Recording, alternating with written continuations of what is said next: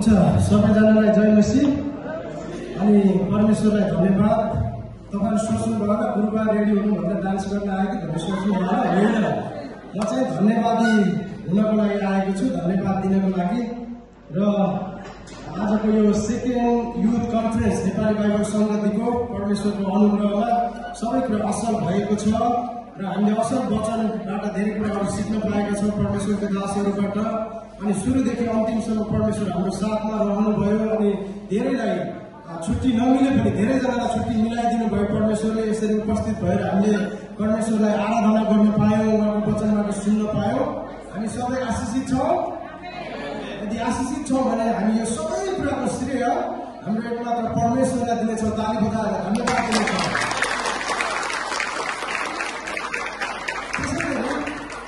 हाम्रो बिचमा धेरै टाढाबाट परमेश्वरको दासहरू पास्टर हर्बर्ट हाम्रो दाजु जो चाहिँ जर्मनबाट हुनुहुन्छ र अनि पास्टर अभय शर्मा जो चाहिँ नेपाली हुनुहुन्छ तर मुम्बईमा बस्नुहुन्छ र मुम्बईमा सेवकाई गर्नुहुन्छ।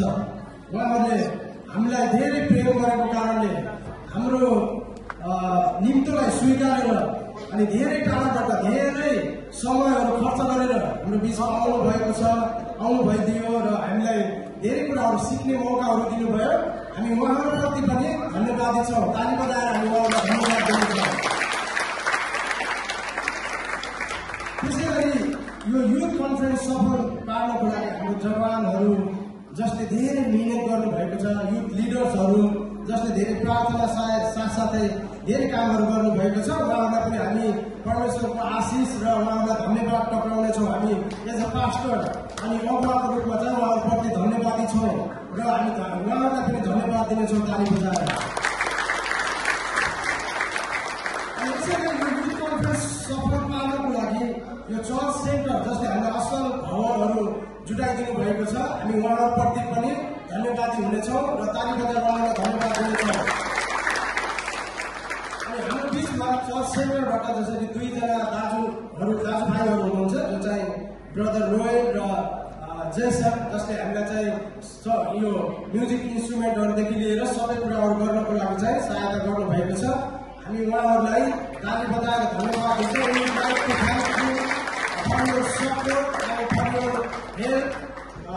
Brother Royal and Brother Jason, we would like to express our thankful. फेरि ताली बजाइदिनुहोस्। अनि हामी अब ब्रेक टाइममा चाहिँ मिठो चिया बनाएर खुवाउने हाम्रो असल भाइ हुनुहुन्छ किशन भाइ र हाम्रो मदनजी। अरू पनि गर्नु भएन, असललाई म पछि भन्नेछु सबैजनालाई। तर उहाँहरूले विशेष मिहिनेत गरेर बनाउनु भएको छ मिठो चिया, उहाँहरूले बनाएर हामीलाई खुवाउनु भएको छ।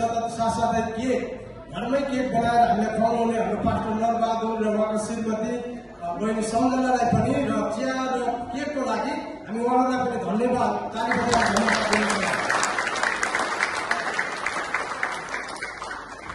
अनि हाम्रो असल जसले चाहिँ हामीलाई धेरै कुरामा सहायता गर्नुभएको छ, जहिले पनि जहाँ पनि एकदमै हृदयदेखि धन्यवाद दिन मन लाग्छ सबैलाई हो। तर यद्यपि यस असल भाइ बहिनीहरू दिदीहरू जसले चाहिँ वचन सुनेर नसुनेर आराधना गर्न पाउँदा नपाउँदा पनि उहाँले हाम्रो निम्ति सेवा नै गरिरहनु भएको हुन्छ सुरुदेखि अन्तिमसम्म।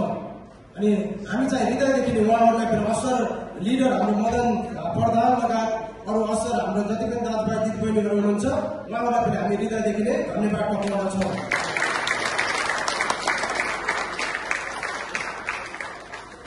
अनि विशेष एउटा सूचना भन्नु मन लाग्यो तपाईँहरू, हामी यहाँ सकेपछि यो सर्भिसको आजको युथ कन्फरेन्सलाई शेष गरिसकेपछि हामी जहरी पार्कमा जानेछौँ र त्यहाँ खानेकुराहरू खानेछौँ, खानाहरू त्यहाँ आउनेछ। तपाईँ कृपया सबैजना खाना खाएर मात्र गइदिनु होला। यहाँबाट जहरी पार्क जानलाई पनि बस आउँछ, बसमा जान सक्नुहुनेछ। र अनि